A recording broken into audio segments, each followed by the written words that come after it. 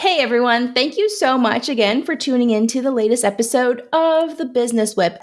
And today I'm going to be interviewing the amazing Tai, who is a program manager at Techstars in New York City. And instead of introducing her, I'm just going to let you, Tai, introduce Of yourself because you course. know yourself so much better than I do. So tell me about who you are, what you do, and what Techstars is all about. Yeah, thank you. Such a pleasure to be on your show today, Veronica. Thank you for having me.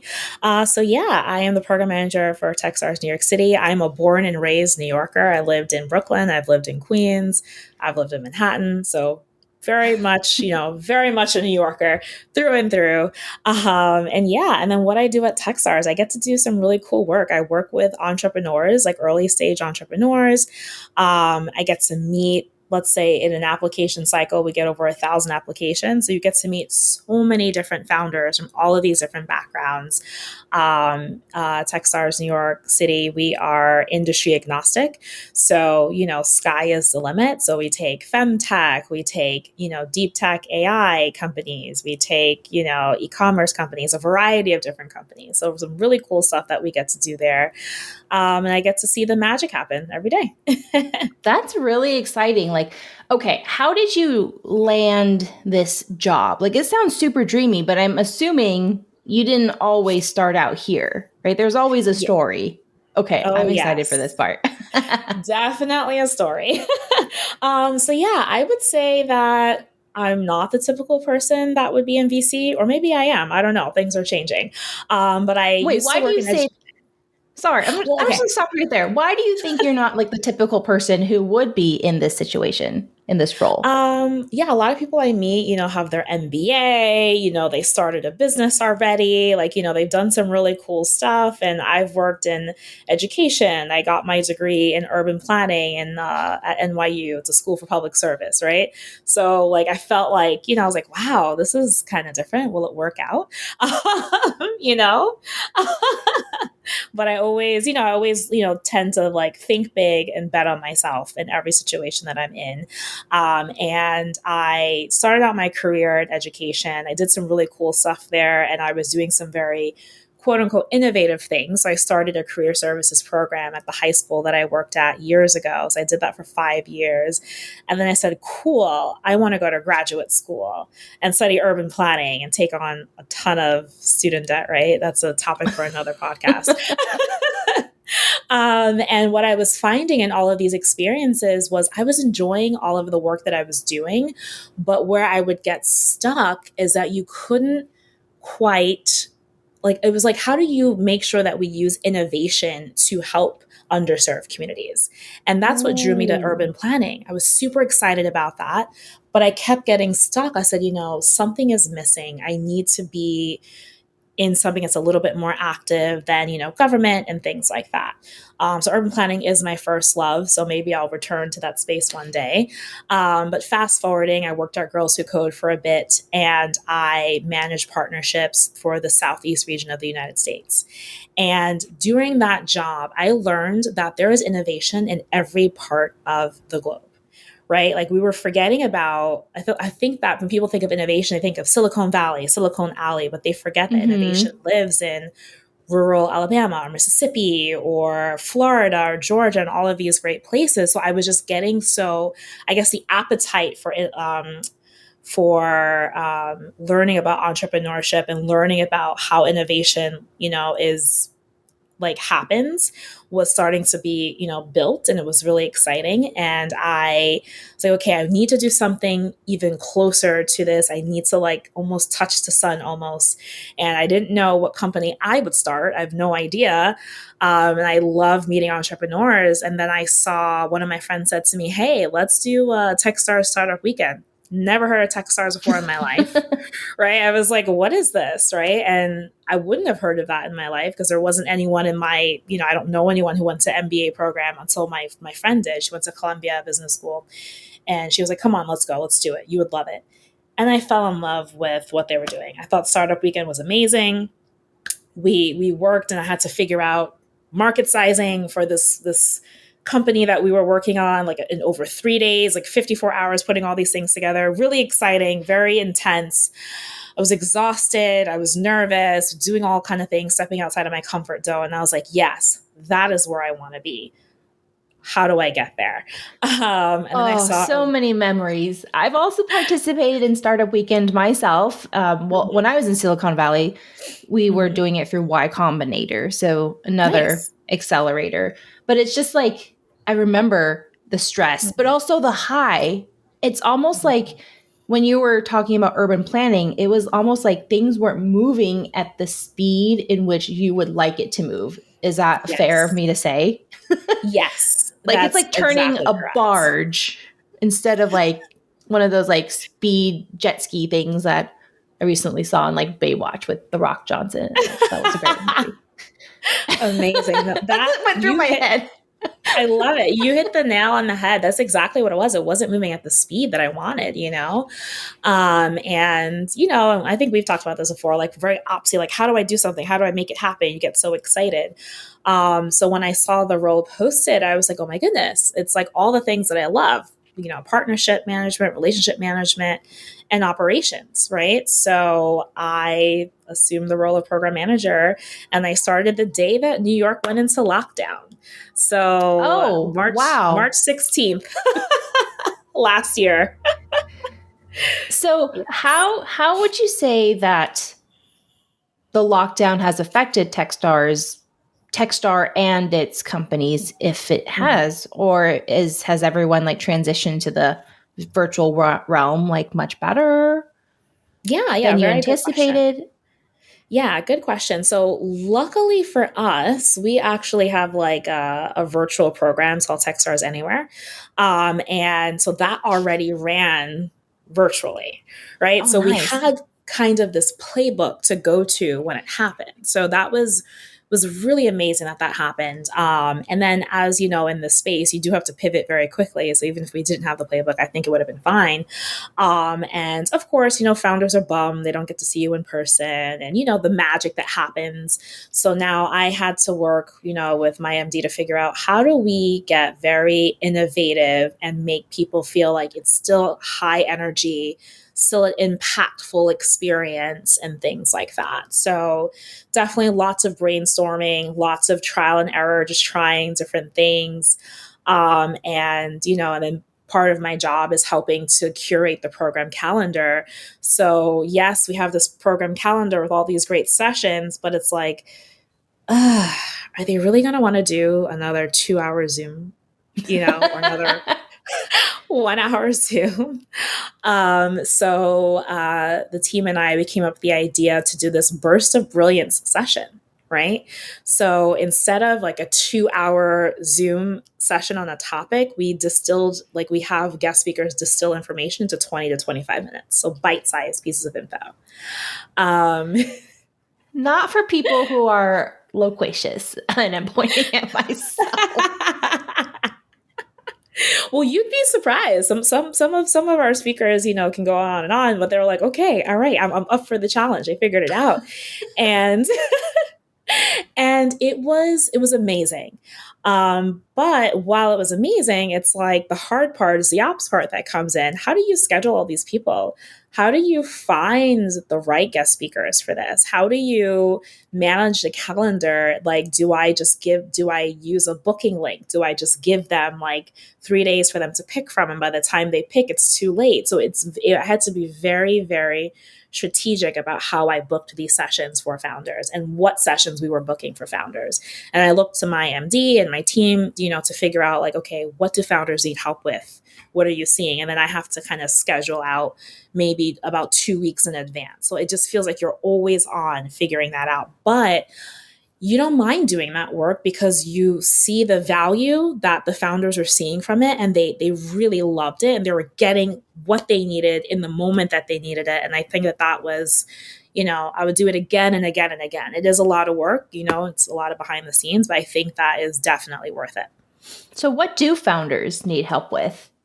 Regardless if Oh you're my like goodness. in a startup, because I feel Mhm. like even though startups who I would like to think are like high growth, Mhm. scalable, really quick accelerated businesses, like what I don't think that what they need operationally is as different as someone who's like bootstrapping or starting an agency, right? The core Mhm. foundations are the same.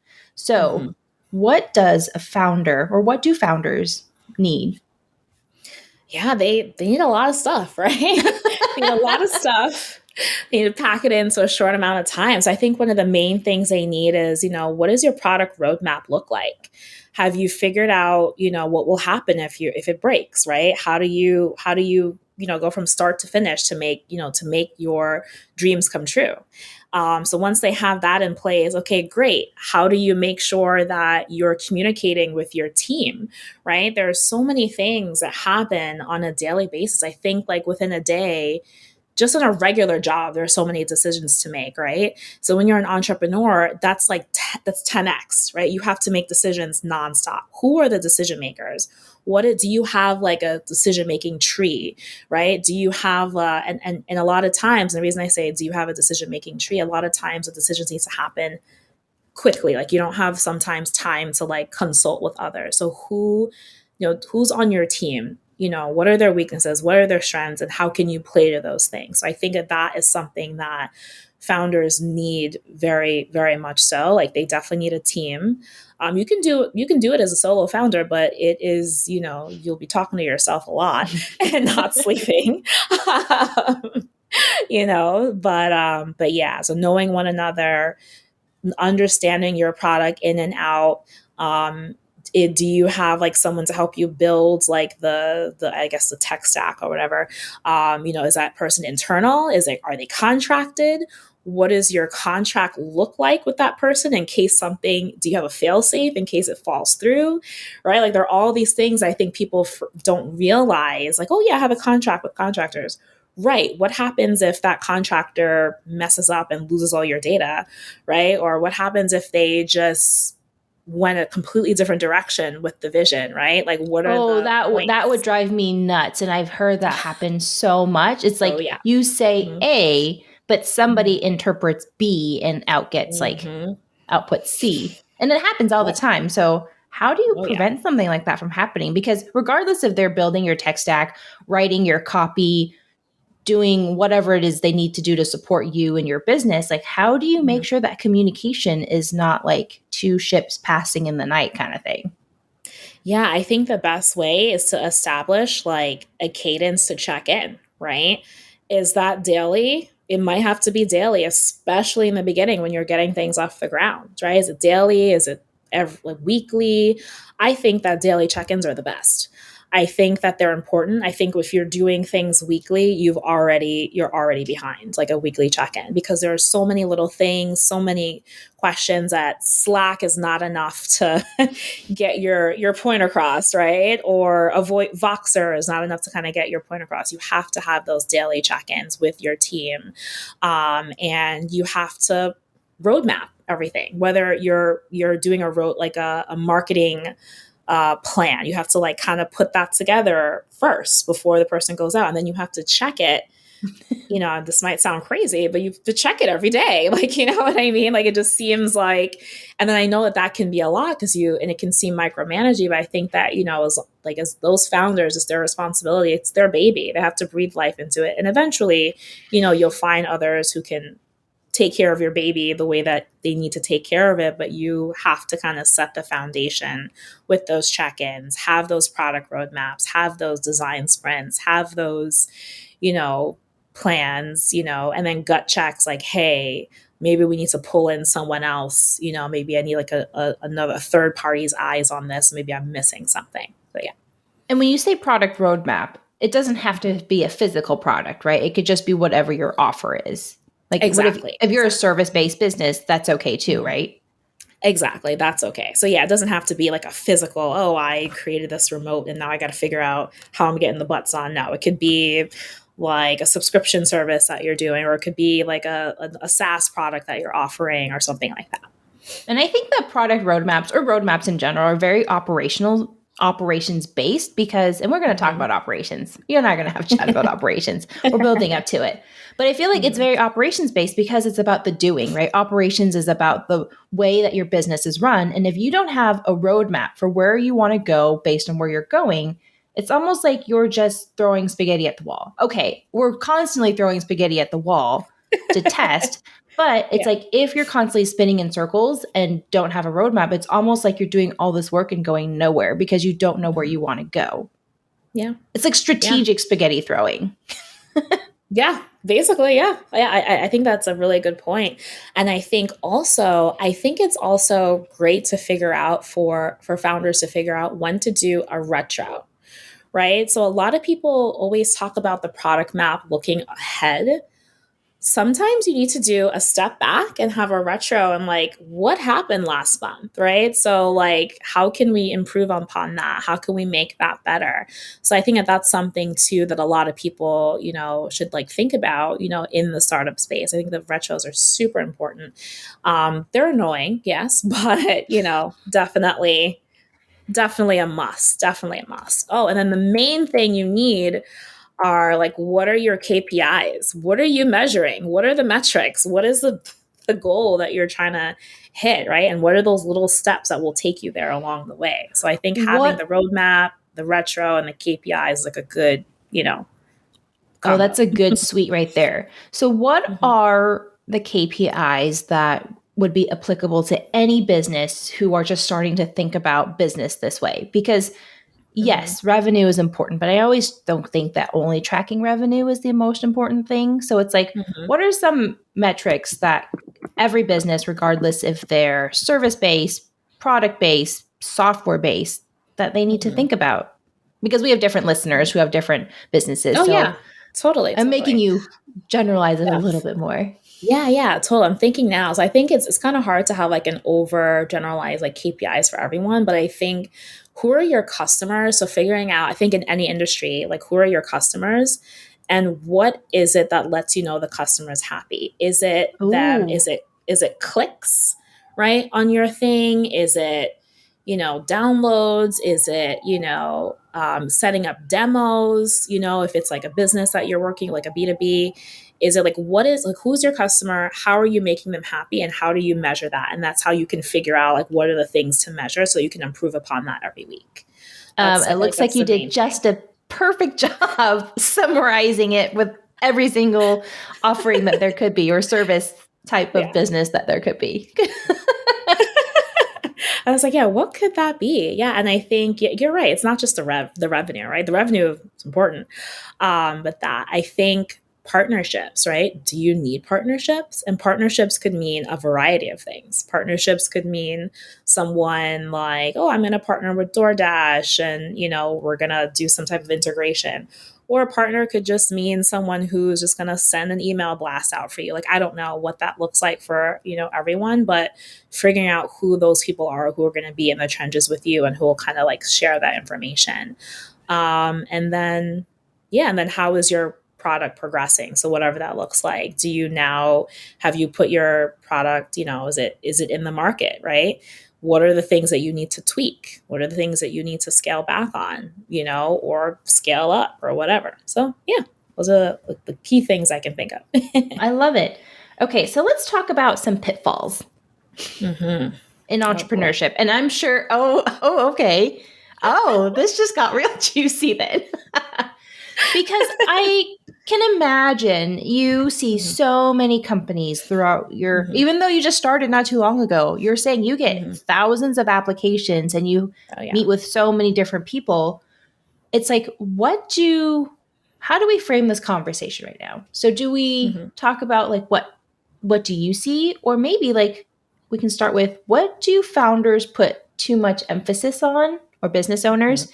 And maybe what do they not put enough emphasis on?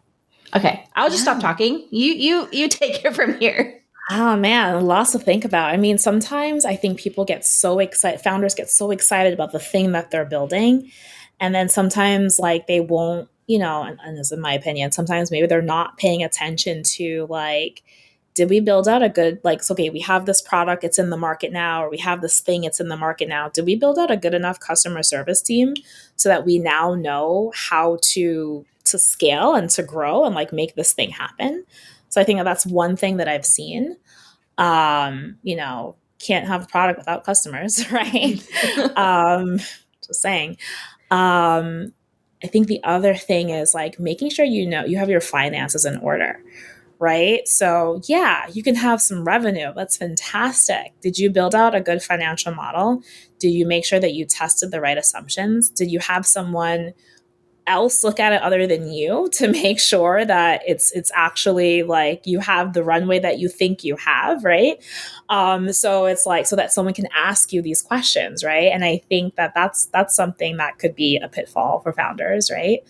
um yeah, do you have a good, I guess, oh, and the most basic one, do you have a good deck, right? Like or a PowerPoint presentation for those who don't know what deck is. Do you have a good presentation, a good deck that shows your value prop, and why your team is strong and why your team is the one to do it? Sometimes I feel that people forget to think about that, right? They're like, because this is now going to be passed around like to all these other people. You have to have that. You have to have something to pass around, and it's got to be good. You don't want a 60-page deck, and you know, because no one's going to read that, you know. So I think, you know, yeah, I think those are some of the things that I think of for sure. And for those of you listening and you're not in this like startup realm, I mean, everything that Tai is saying totally applies. Like building out a financial model, which you can totally expand on because I'm not a financial person. You more so are than I am. But like when we're talking about this pitch deck for startup, it's like, well, what about your brochure that you hand around to either partners, like you were saying, or even to potential customers or clients? So all of this can be morphed into your business, regardless if you are in startup mode or not. So I love that. And it's something that I'm actually thinking about for my business as well. Like, what is a deck that Business Laid Bare can put together as a value prop for when we do go into those strategic partnerships, or even for potential customers who are like, why should we hire you? It's like, well, instead of me being long-winded, here's a 10 slide deck or 13 slide deck, something short and sweet, hopefully, because knowing me,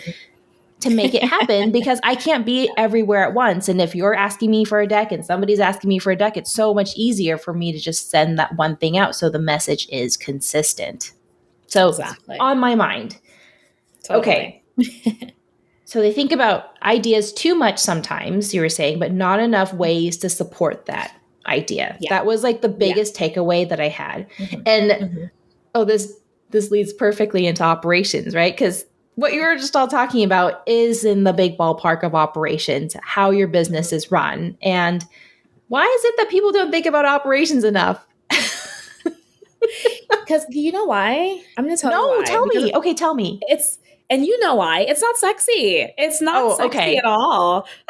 They get so like, well, at least it's not sexy to other people. I think it's sexy and you think it's sexy. But I feel like some people just get so like, oh gosh, it just seems like such a drag. Or I have to sit here and think about perfect example. If you're going back into the office during COVID-19 times, right? Like, great, you're coming back into the office. There's a huge checklist that you have to follow.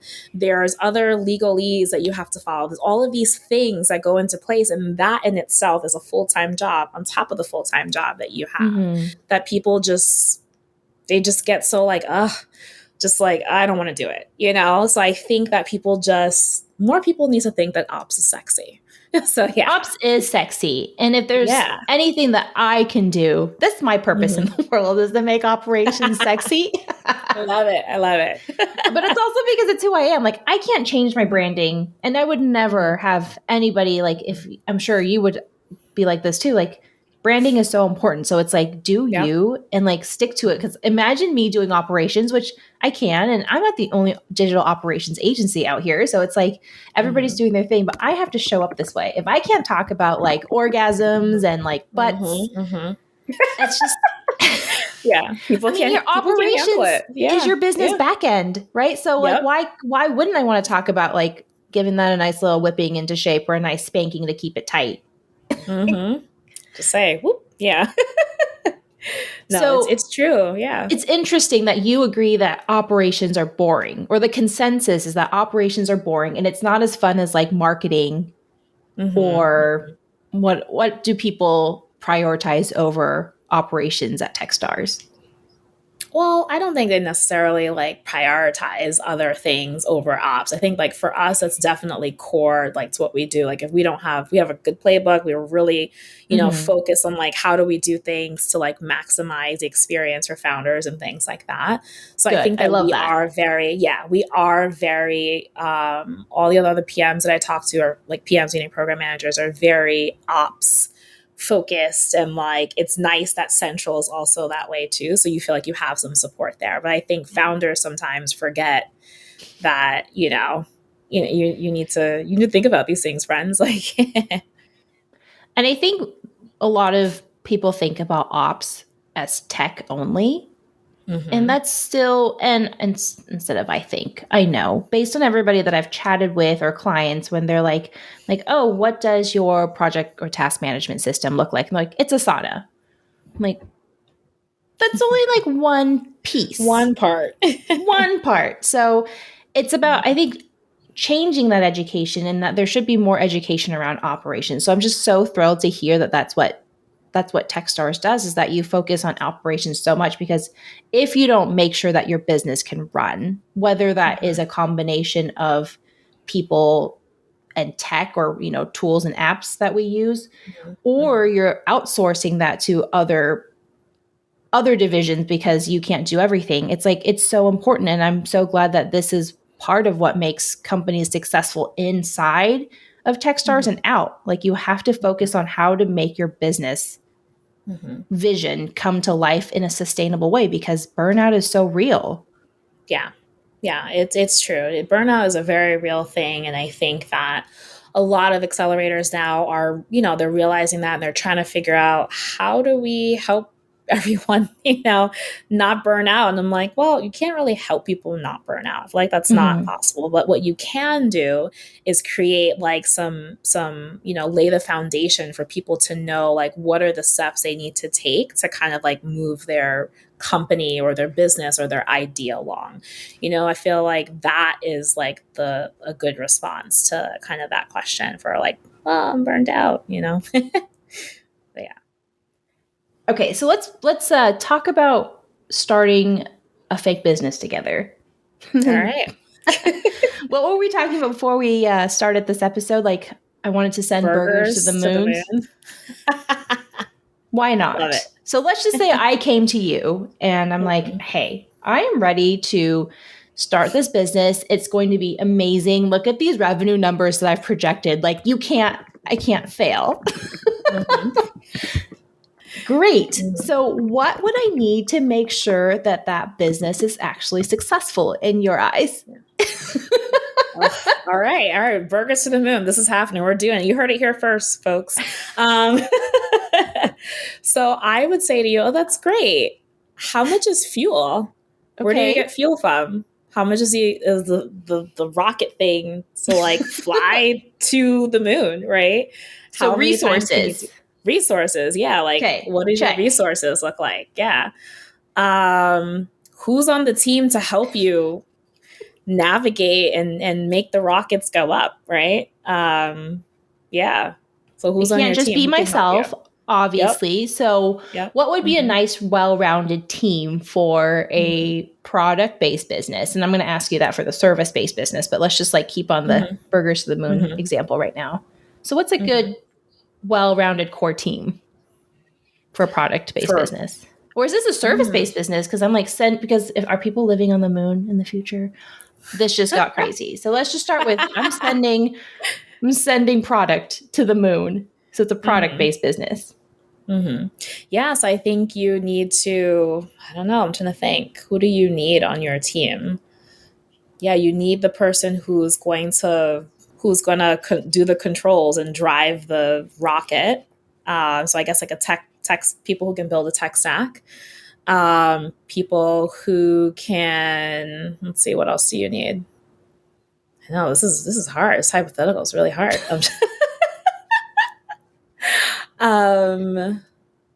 Let's see. What would I need? I would need someone to manage the operations of this. I would need someone to be able to make the product delivery possible. So some sort of tech person, engineer. You need a I think marketing person, I need a right? marketing person. 'Cause you're gonna send them to the moon. Who are you sending them to if no one knows that they're going to the moon? I think you need like mentors, right, to help you figure out like how you can do this faster, right? Oh, Like that is if such a you're, great yeah, point. Like we yeah, because talk you're, about a yeah, core hmm team, but you don't think hmm about mentors being a part of that core team because hmm they've maybe have done it before or something similar.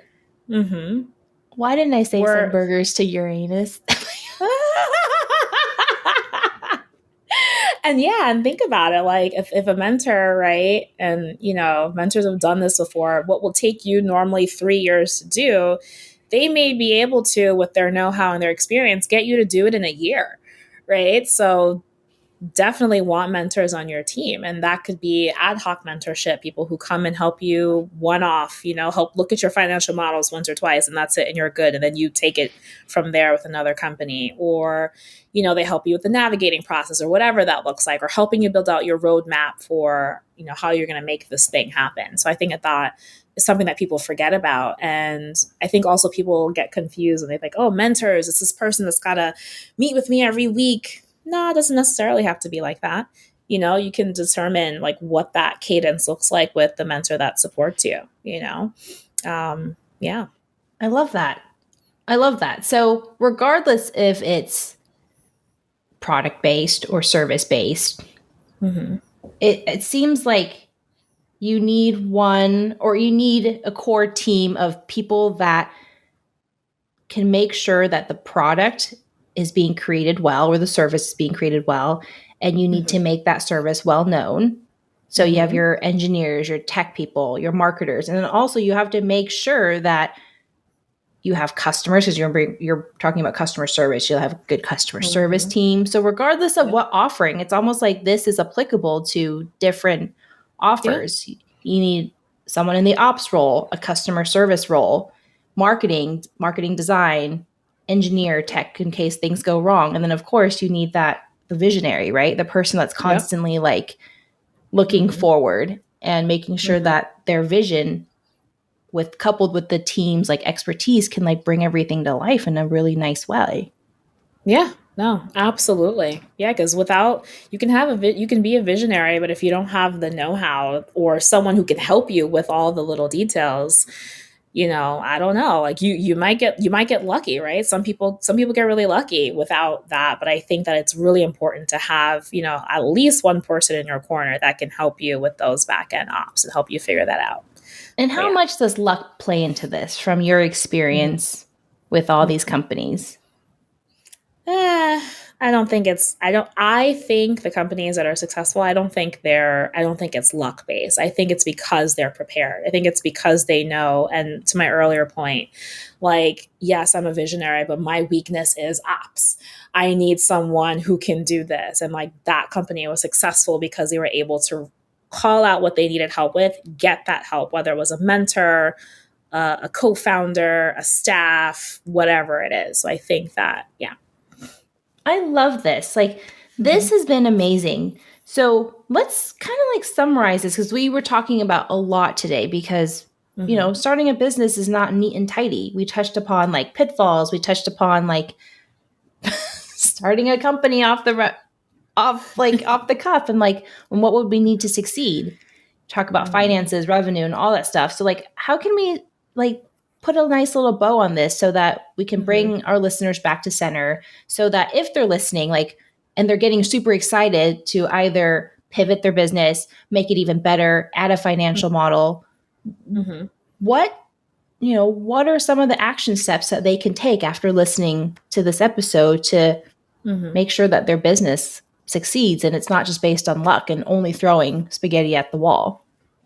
Yeah, I mean, I think that in order to like be successful, it's like making sure you have a good team, right? So, and making sure that team consists of people that have a variety of skills on that team, right? Because you don't just want, everyone that's just tech, right? Because then it's like, well, who's going to be your salesman, right? Or maybe the tech person can be your salesman. I don't know, right? But making sure your team has a diverse skill set, making sure that you have a roadmap for where you want to go, and being prepared to pivot if you have to, right? So you almost have to have like, I'm not necessarily sure if it's right to say that you have to have an option B, but you have to be prepared to pivot, I would say. And you have to be prepared to understand that you have to pivot quickly. You gotta, I mean, if you started your business, you've hopefully tested and know what the market wants, right? So, keeping your ear close to that and making sure you're clear about that. Um, that I mean, hey, customer COVID service. happened. Yeah. Yeah. Yeah. Like nobody could have predicted this. And look at all the In a million companies that have years. had to pivot. And some Mm-hmm. did so very successfully and some not. So you Yeah. just have to be Yeah. prepared. Preparedness. Yeah. There you go. Preparedness, yes, yes. Luck, it's very few people who just get lucky. And the people who look like that get lucky, it's because they have, in my experience anyway, they've done a lot of this kind of stuff already. They have the roadmaps, they have all this stuff in place, they have the mentors and things like that. And they were just, luck favors they're prepared. That's what it was. Louis Pasteur. I think I'm saying that name completely wrong, but yes. But yeah, making sure that you're prepared, basically. And Benjamin Franklin says, if you fail to plan, you are planning to fail. Oh, that is such a good one. And it's so true. So thank you so much for coming on to the show today. Like, I absolutely was so excited that you said yes, because business is not luck. Like, business takes a lot of intention. And as we've chatted about today, even though we didn't say the operations word so much, it's like components of customer service, having a plan, all of this is part of operations. And so I'm so glad that we were able to touch upon this, especially from like a startup perspective, because it's like, while I'm not in the startup world as a business because I'm an agency, it's like all of what you said I can take to heart, because it's like I need to have a plan, I need to have a roadmap, I need to be able to make sure that my financial model is good. And maybe just for the people that don't understand when you're talking about financial models, before we, close the show, can you talk about what that means? Figuring out like what are your expenses?